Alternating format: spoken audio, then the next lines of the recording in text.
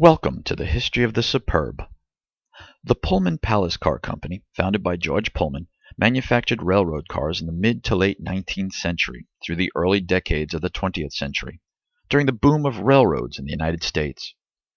Its workers initially lived in a planned worker community or company town named Pullman.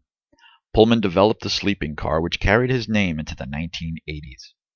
Pullman did not just manufacture the cars, it also operated them on most of the railroads in the United States, paying the railroads to attach the cars to trains. The Superb was built by Pullman in 1911 and is known as a heavyweight.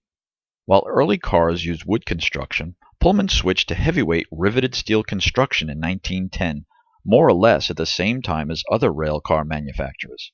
Heavyweights are said to offer a more luxurious ride due to their added mass from the plate steel construction and concrete floor, and usually six-wheeled trucks.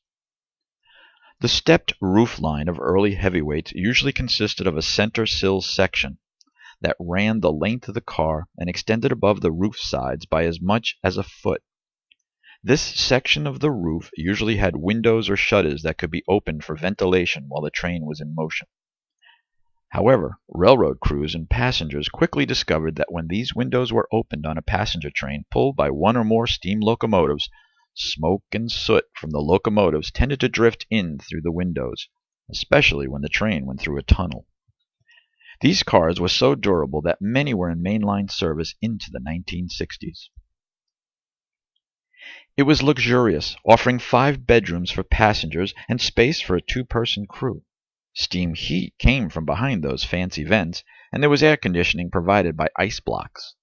Today, the Superb is the second oldest steel private car in existence and the oldest that is still built by Pullman. The Superb opened to the public in 1995 after an 18-month restoration project.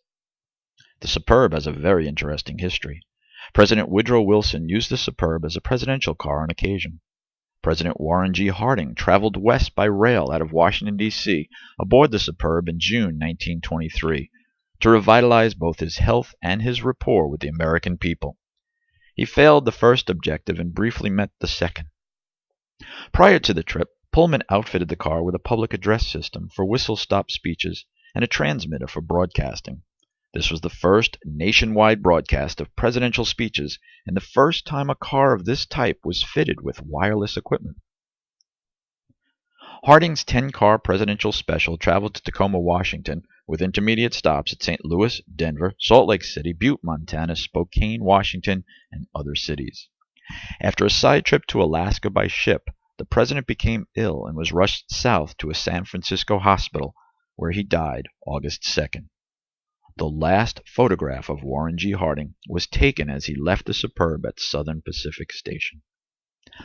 On August 3rd, slightly less than 24 hours after his death, Harding's casket was placed back on board the Superb. The funeral train left the station viewed by growing crowds. These were the first of an estimated 3 million people who lined the tracks eastward to pay their last respects. It was a memorable trip.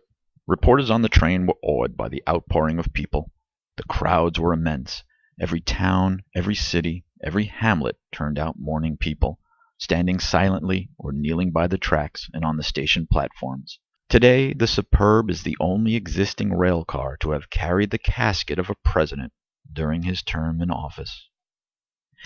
In 1926, Superb was painted red and temporarily renamed Pope Pius XI for use in the Cardinals train that carried church officials from New York to Chicago for a Eucharistic Congress. The 7th and last car of the Cardinals train was the Pullman private car Pope Pius XI. The car served as the private car for Cardinal Bonzano, who presided over the 28th International Eucharistic Congress in Chicago. The car was named for the sitting pope. During World War II, Superb saw service as a supply and porter car in New Jersey. During most of the years between 1928 and its 1969 retirement, the Superb operated as a business car for the Charleston and Western Carolina Railroad. When successor railroad Seaboard Coast Line donated the car to the museum, it carried only a number. With its name removed, the Superb was lost to history for a time. And time has done its damage in over 100 years, but these heavyweights were built to last. Superb is an honored member of the museum's collection.